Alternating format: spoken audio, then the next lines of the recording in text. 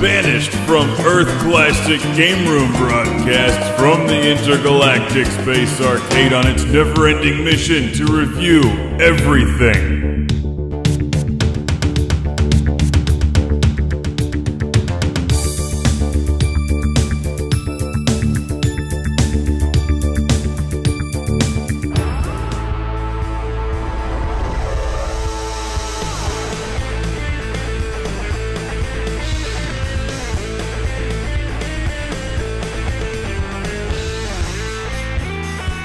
Welcome to Classic Game Room, where I have an incredible game in my hand for you today. This is Rival Schools 2 on the Sega Dreamcast, one of Capcom's most underrated fighting games.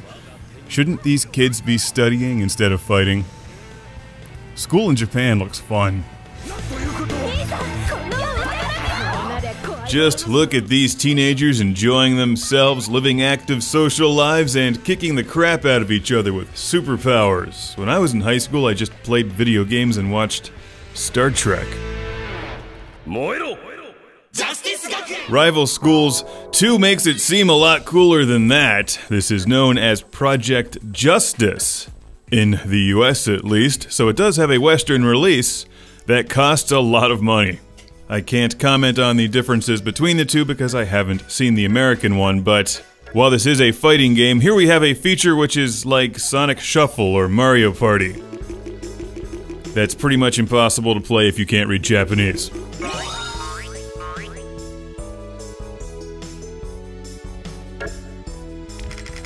I don't actually know what's going on, I'm just fumbling around with the controller. I'll get to fighting momentarily.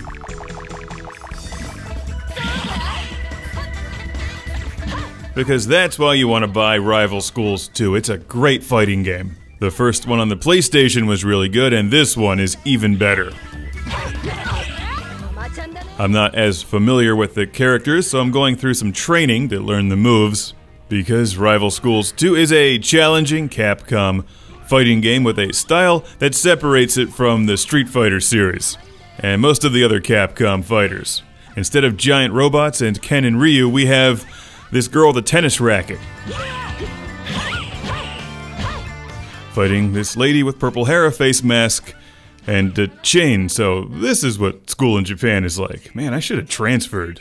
This looks way cooler than just falling asleep in study hall.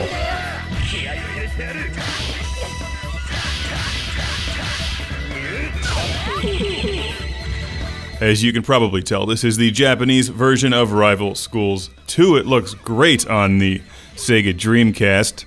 It's got some interesting musical selections and lots of characters to choose from. I find it to be a very straightforward fighting game that's easy to pick up and play, but really difficult to master.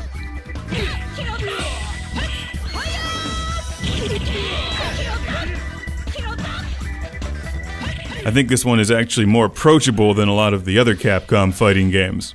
You've got your basic complement of moves and special moves, and then you have a little power gauge down there at the bottom left or bottom right that fills up, and you can unleash some mayhem with the rest of your team that you're fighting with.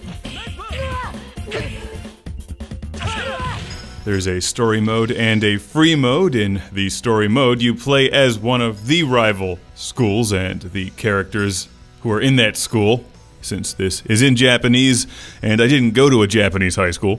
Or else my life would have been like this. I can't follow the storyline, but the menus are still pretty easy to navigate. I feel like somebody should make a video game based on my high school experience. Watch Mark draw comics and attempt to buy beer for an exciting night of Herzog's Y on the Sega Genesis. Which is a pretty awesome time, actually. Come to think of it, maybe high school wasn't that bad. It certainly beats getting the crap kicked out of you by some maniac with a sword. I love that each of the characters has what I would consider like some sort of stereotypical high school role or whatever you would call it. Like the drama nerd, the swimmer douchebag, and the camera dork.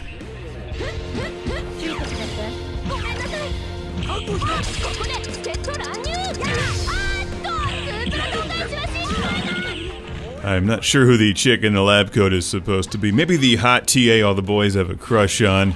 In the free mode, you just pick whatever characters you want, team them up together, and then go fight. So there's lots of ways to enjoy the game.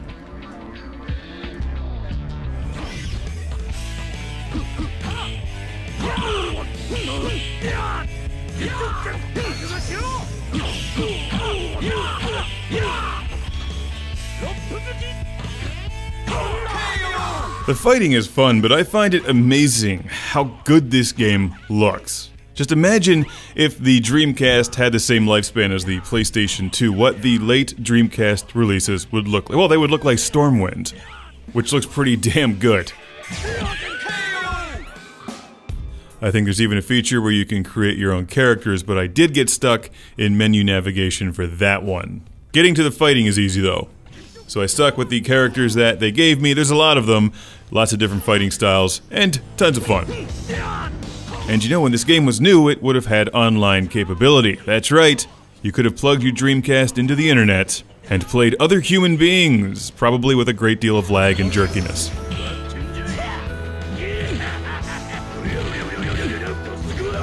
The Sega Dreamcast VMU card will save your high scores, and obviously you can invite a friend over and play two-player locally. That's the best way to enjoy these kinds of games anyway.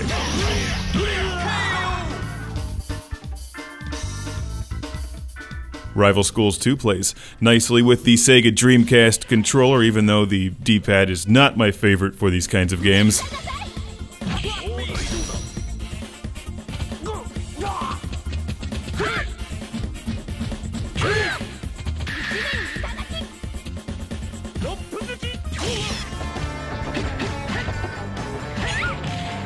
It still works reasonably well, and you'll use the triggers and button combinations to pull off the special moves.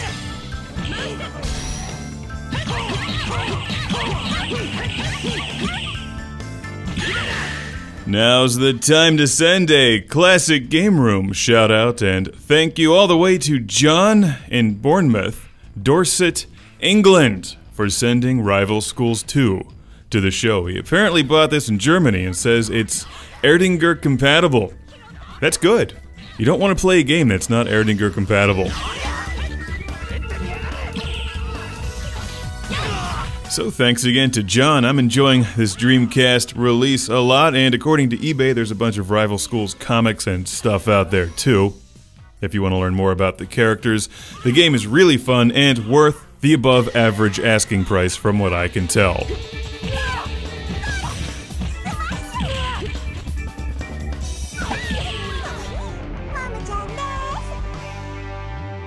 So there you go, add another game to your Dreamcast collection. It's Rival Schools 2.